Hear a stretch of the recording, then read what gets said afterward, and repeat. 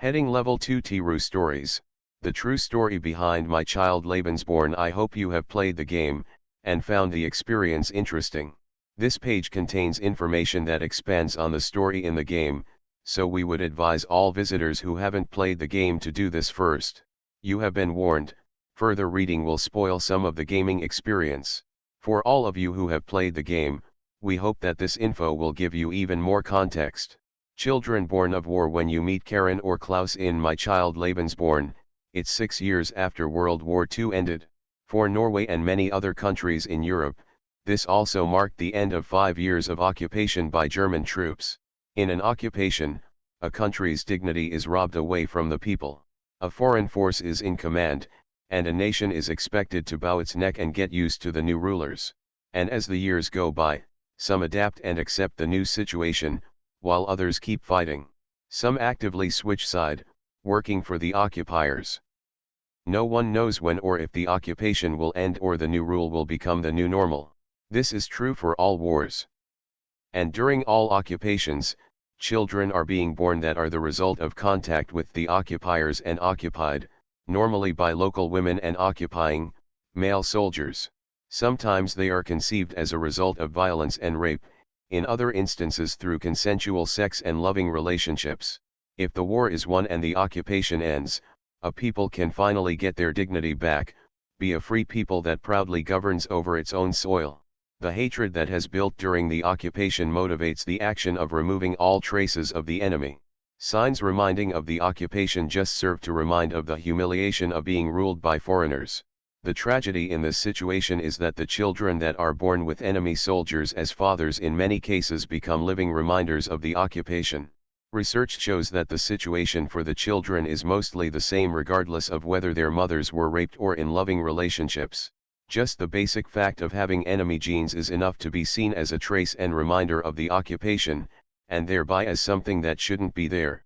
So, the understandable hatred towards an enemy that has occupied a country for years is taken out on small children who have themselves done nothing wrong. And people who are victims of enemy rule create new war victims because they see these children as enemies instead of seeing them as innocent children. For the children, this has dramatic consequences. For many, the mothers themselves were the worst abusers. They were themselves stamped as traitors or worth less because of the contact with the enemy, and the living children were the visual reminders that meant that no one forgot the history. Many children were beaten and mistreated by their closest family because they were this living symbol of the family's shame. Also, the children became free game in their local communities. Normally kind people would take out their evil side on these children with impunity, and witnesses would not intervene. These feelings and behavioral patterns are recurring. After all conflicts, there are children born of war that need help and better protection, so that they don't get their lives destroyed, being punished without having done anything wrong. We are proud that this game project has helped found a new organization that will work for better protection for children born of war. Read more about the Children Born of War project here. The true story in the game. Our game tells the story of a Norwegian child, Karen or Klaus. As the player, you can be there for the child in 1951 and try to help the child through a row of events. All these events are based on true stories reported by Norwegian children born by German soldiers. We have composed a storyline with these events, which in reality happened to several different children. We have also added some details to create one coherent story. The small town is invented, but representative. The story with the piggy bank is invented, as are the events in February. But these are representative for negative events that happen to these children. There are many stories about abuse from persons in power, and lack of help from authorities like police, headmasters, children's homes, and the church. To reduce the amount of characters in the game, we have focused the events on the school system. All the stories of teachers punishing the child or turning a blind eye are based on real events. The storyline with the nice teacher is fictive, but the event of bullying on the National Day is factual. It is also true that many of the German children dread the National Day even today, it holding too many negative emotions. The story around the king is a way of showing this. The story of the mean teacher is also a construct, but the actions representative of the kind of negative events these children were exposed to. We are also trying to create as correct an environment for the child as possible. These children often grew up in single-parent homes with little money. It was hard for the parent to hold a job or earn enough. We show this in the gameplay, how the player must struggle to balance time and money to care for the child. The sponge by the bathtub is not representative for 1951, but included to help create an intuitive gameplay. The prizes in the shop are fictive, and created to balance with the income of the player while not incurring rent or other costs. The newspaper clippings are all from Norwegian newspapers in 1951 and 1952.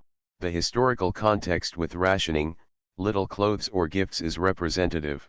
Getting a ball was rare, but we have added one in order to offer a way to play with the child that is available at all times. The Lebensborn, half of all children born of German soldiers in Norway during World War II were registered as Lebensborn children, due to their Nordic genes. The Germans thought they qualified as Aryans. For the most, this meant that the mothers got some financial help from the Germans during the war. For some of the children, this meant that they were raised in Lebensborn homes, where they were fostered strictly by German nurses. Some of these children were sent to relatives in Germany.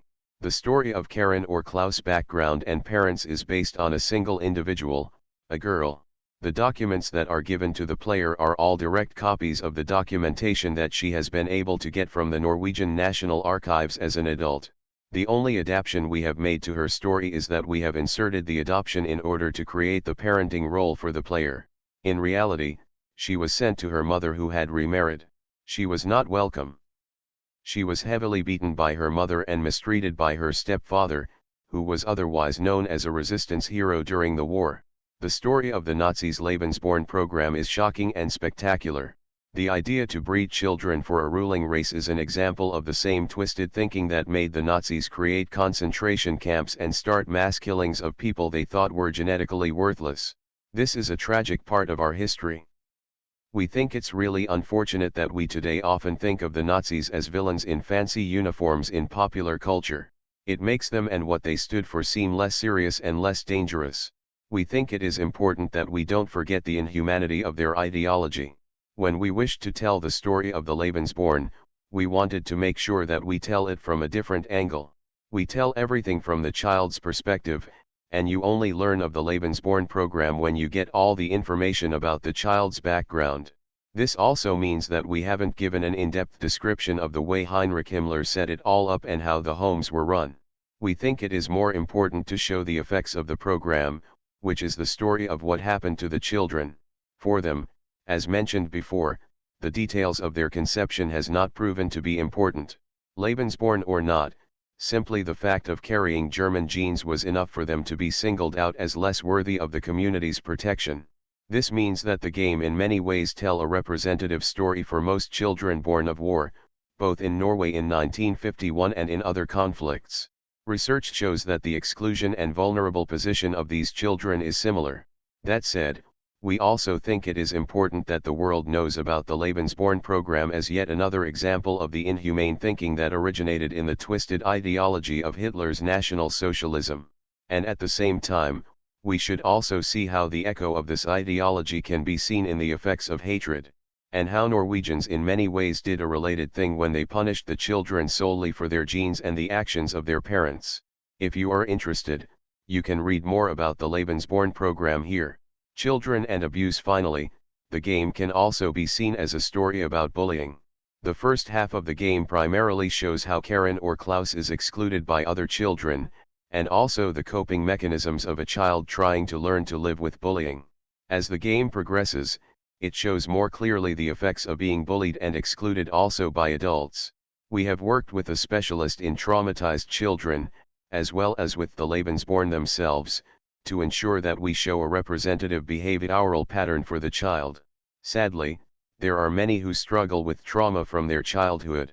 We hope this game hasn't evoked any of these feelings in a negative way. If so, we hope you can find someone to talk to. We have gathered some links to help on this webpage.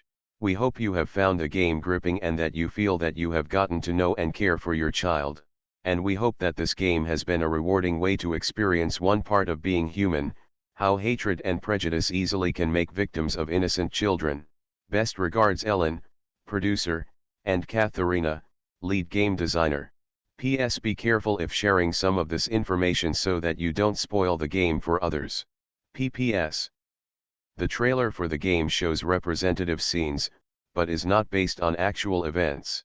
Sources: Kjær Olsen, Anne Vidbach, Utvalgte dokumenter om Krigsbarnsaken, 1999, Norges Forskningsråd, PDF here, in Norwegian, PDF here, in Norwegian.